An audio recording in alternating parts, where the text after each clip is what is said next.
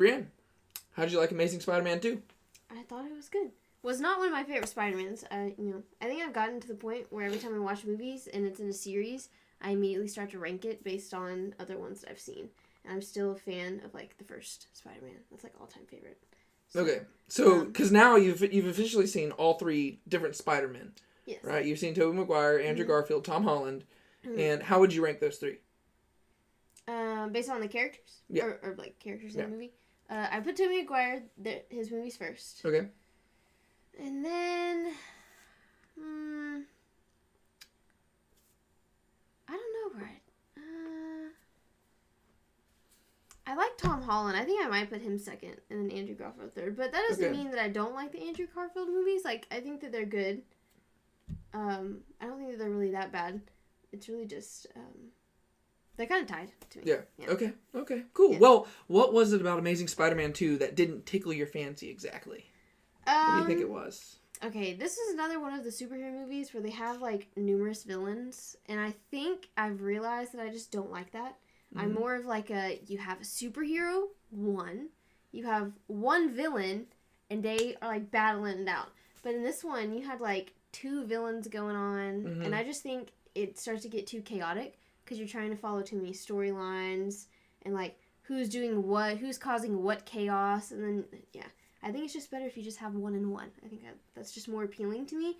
And this one had 2. And I'm not a big fan of that. So. Yeah. I mean, I'd have to agree with you that this is... watching the movie this time, because this is her first time seeing this movie. I'd seen this movie multiple times, but it had been a few years. And watching the movie again this time, I'd probably agree with everything you're saying there. Whenever I was younger and I watched this movie, I think I liked it because there were a lot of bright colors and a lot of fun stuff. But I know that one of the chief criticisms against this movie is that there's so much going on that it's hard to kind of just keep track of it. Yeah. And also, there's 2 villains. Really, there's 3 villains because there's really, like, the Rhino dude. He's at the beginning and the end. Oh yeah. Like at the like the guy in the Rhino suit at the end is the same one who was trying to steal the stuff at the beginning. Oh yeah. He's the same dude. And so you got them at the, like, kind of bookending it. I see what they were trying to do there. I was like, okay, it's like opening, closing, cool.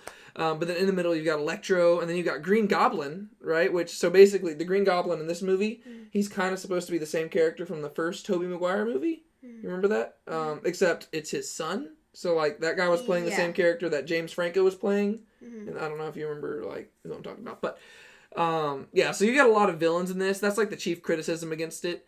But there is something that I felt like I needed to mention in this movie because you specifically asked me to not mention it prior to us making this. And that has to deal with Gwen Stacy's death. What did you think about Gwen Stacy's death in this movie? I thought it was sad. Yeah, I was kind of confused at first whenever she, like, hit the ground because I couldn't tell that she really hit the ground. So then he got down there and I was like, is she dead? And David was like, yeah. And I was like, oh, that's sad. And it came out in the wrong way. Yeah, okay, so a little bit of context here. She was painting while we were watching this movie, right? Yes. So she's, like, looking up and down and stuff. And I knew, like, on my painting. Yeah, she was concentrated, but I specifically, like, did, like, tell you, like, hey, you gotta watch this scene, because she didn't know what was gonna happen here, and, you know, at this point, she's probably, like, kind of been oversaturated with superhero movies, Yeah. So there's been a lot of, like, climactic final scenes where really there's not that much stakes, like, you know, the loved one will be, like, their life will be put at stake, but usually they won't die, and so I was like, hey, Brienne, you need to watch this scene, and so she looks up, and she's watching it, and she's watching the whole thing where he's like, and like the web's coming out, and he catches her, and then it looks like, I mean, like it's very brief. Whenever she hits the ground, like it's like her head hits, and then it just kind of cuts away. And so I think that Brienne, you know, she just saw that she was caught by the web and didn't see the head bump thing, and so she just went back to her painting. Yeah. And then, and I was watching this, right? Because I was watching the movie, and I was like watching her reaction. It's pretty funny. And I'm just like watching. And then, you know, Spider-Man jumps down. He, like, cuts the web. He grabs her. He's like, Gwen, no. And then finally, this is whatever Brienne, she looks up from her painting. She's like, wait, is she dead? I'm like, yeah. She's like, that's sad. And then goes back to her painting. It was actually really funny. I didn't mean it in that way. In my head, it was more sympathetic. Yeah. But I was so concentrated on my painting that the last comment that I made, it came out in the same tone. But it didn't mean that way. Everyone that's watching this is gonna be like, dang, she is heartless. She didn't mean it that way. I had to mention it because she specifically asked me not to, and she really didn't want me to mention this because she thought that it sounded kind of heartless, and she didn't want people to think poorly of her. Yeah. But I promise I'm a nice person. I think people can tell you're a nice person. It was just really funny because I was like, "Geez, that was heartless," and she was like, "What? That's not what I meant." And she's literally felt guilty about it for the last 30 minutes. I have something about it. So she's gonna be thinking about it late into the night. So I felt like I had to share that so that you can recognize. Honestly, this says a lot more about you because if I had said the same thing, I would not have second guessed it. I'd just been like, oh well, she's dead. Cool, fictional character. Let's move on. But yeah, so Gwen Stacy dies in this. I also explained to her that she dies in the comics as well, and in the comics is even more directly Spider-Man's fault, I believe, because I think that it's actually his web that gives her whiplash or something. He catches her and just the jerk of the catch, So at least in this way, it's more of the blame is on the Green Goblin, right? It's Spider-Man just didn't get there in time, so it's okay, cool. Yeah. And I really like the effect of the web whenever it's coming out after her, where it looks like a hand reaching out. Yeah. I think they have a lot of really cool effects in this movie. Even the opening shot of, well, not the opening shot. The opening shot is a flashback to his parents, the whole intrigue stuff.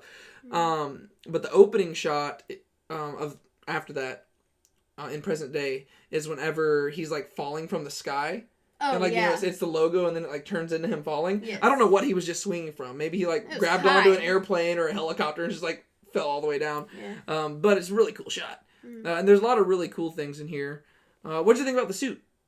The new Spider-Man suit. Oh, yeah. I thought the suit was cool. We kind of talked about it. I liked the original suit better, though. I agreed with you because you didn't mention that. I think that one... The original suit from the first of these movies. Yes. Yeah. Yeah, because I know a lot of people really like this suit because it's probably... I think it's the most comic accurate suit that we've had in any Spider-Man movie. I could be wrong. I haven't read a lot of Spider-Man comics. I don't read a lot of Marvel. I really don't read a lot of comics anymore. But when I used to read comics, I used to read mainly DC. Mm-hmm. But I believe they say that this movie has the most comic accurate Spider-Man suit. Mm-hmm. And it looks good. But for some reason, especially for Andrew Garfield's character, I really like the suit from the Amazing Spider-Man 1. Because I think it looks really cool. It's kind of sleek and almost reptilian. Yeah. Which, I mean, I know a spider isn't a reptile, but something about it just, it kind of fits because of, a guy crawling on walls. Something about it, I just like that. I agree. So I really like that unique style. I know a lot of people didn't like it, though, which is weird. I thought it was cool looking. Yeah, I thought it was really neat. And, it just kind of was, cool, I don't know, just the design of it. Mm-hmm. Let's see, what else to talk about here? What did you think about Electro? That was the blue guy. Yeah. Who, shocked things. I think kind of the same thing goes for kind of both the villains that are going on in this movie. Mm-hmm. I kind of feel not pointless, but I feel like they were almost try hard kind of characters. They're just kind of weird, the way they got their superpowers, and I feel like they're kind of stretching for it a little bit, which again, I think sometimes that's just in some superhero movies, especially because I'm someone that's not necessarily watches the movies for the fight scenes and stuff like that, and when you have characters that have these cool electrode this and that powers, it makes the fight scenes, you can make them more aesthetically pleasing to the eye. And I think they do that a lot in movies, but that's not something that necessarily is a appeal to me. So I find it to where their powers and stuff like that are just kind of random, and they seem like they're just kind of being stretched for a little bit. I just a little more simplistic, but I prefer the more grounded ones. Or, like you were saying earlier, I prefer the ones where if it is going to be a more extreme power or something, I prefer it to be one-on-one. One hero, one villain, so there's less to, deal with. I get the appeal of it because the people who are making the movies and stuff, I mean, you gotta realize they're just trying to make something unprecedented, right? So they're trying to make stuff, the bigger the better, because you're showing off what you can do now with increased technology. Right. You can have these different heroes with these different powers and all these special effects, and so all superhero movies are inherently just going to get bigger and crazier, to where you end up having stuff like Avengers Endgame, I mean, years after this.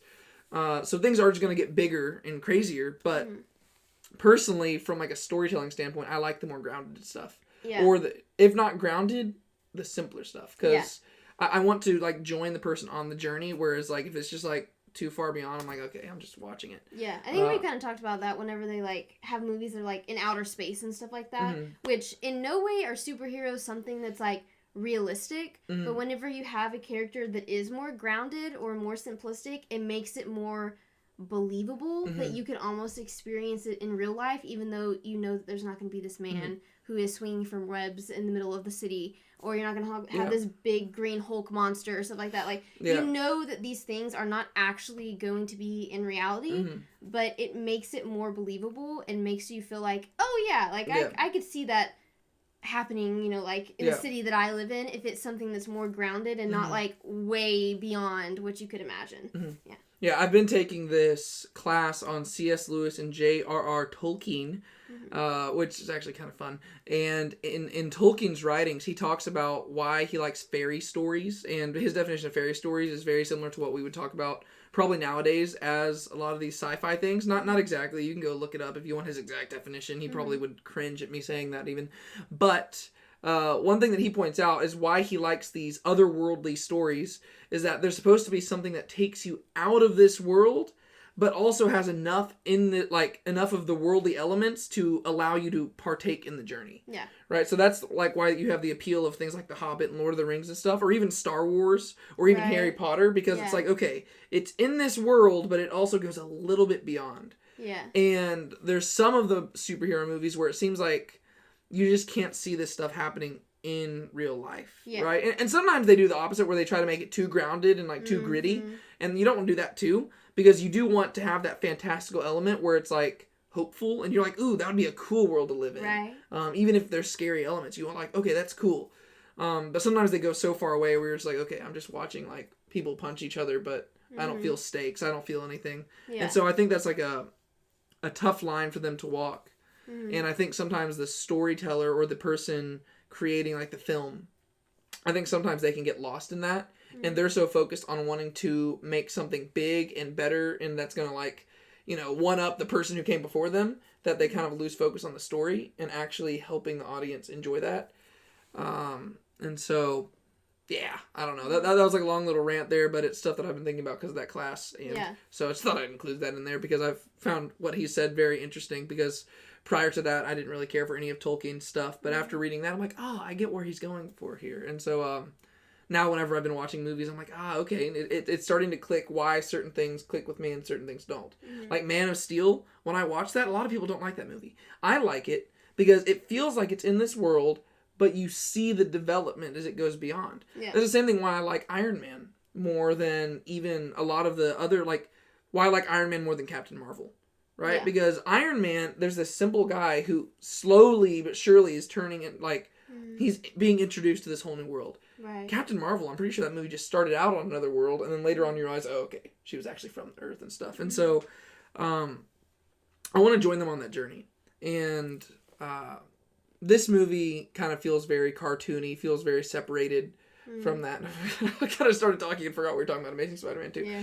I also just got really tired as we were filming this. But yeah, so I didn't really feel the stakes as much in this movie. Like I said, I used to enjoy this movie a whole lot, and I really never understood the critical, like, I knew a lot of people didn't like this movie, but I thought it was a fun movie. I never went in thinking, okay, this is like a grand masterpiece of cinema, but it was something where I was like, okay, I could sit down and watch this again, just because it was like kind of fun and quirky a little bit. But after watching it this time, I was like, yeah, I think I'm good. I think I'm satisfied with watching this movie, and I don't really think I'm going to return to it anytime soon. But the suit looks good, and I do like Andrew Garfield as Spider-Man. I don't have anything against him as that. I wish that he'd gotten more of a chance. He actually, there's a little fun fact about him. He was a huge Spider-Man fan. Really? Yeah, he was like a really big Spider-Man fan, so he was like excited to play the part. And so I felt kind of bad for him that he didn't really, like, he kind of got cut off on it because, you know, Sony made a deal with Marvel, and they're like, okay, well, it doesn't really make sense.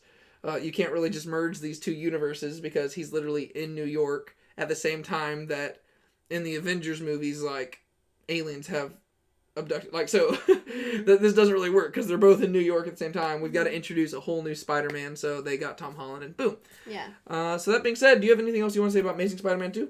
I don't think so. Okay, cool. Well, that has been like we kind of just stopped from the Marvel movies for a little bit so we could get in all these Spider-Man movies. Mm-hmm. But with that, we have finished all of these, Mm-hmm. and therefore we are going to conclude the current slate of Marvel movies by going to Spider-Man Far From Home. Yeah. And then after we watch that movie, you will have seen all the Marvel movies and a good majority of just superhero movies in general. Yeah. Right, so what we were doing is we went through all the Marvel movies, and then we took a little break at Endgame so I could introduce her to all the Sony Spider-Man movies, right? So the 3 Tobey Maguire, then the 2 Andrew Garfield ones, and then now we're going back to Spider-Man Far From Home. Yeah. And yeah, So I'll be able to give my official ranking. Yes. Which Spider-Man I think the best, which characters I like the best. I have a hypothesis now, but we'll see. Yeah, you if can it even rank changes. the villains. Oh, maybe. yeah. I don't know if we're gonna do all that. That would require editing on my part, and I don't really feel like doing that. But we'll see. We'll probably talk about it at some point. Yeah. But yeah, so if you have nothing else to say, I don't think so. okay, well then I'll just say that I'm David, And I'm Brienne. and this has been Now Let's Be Honest About Movies. So we will see you later. Bye.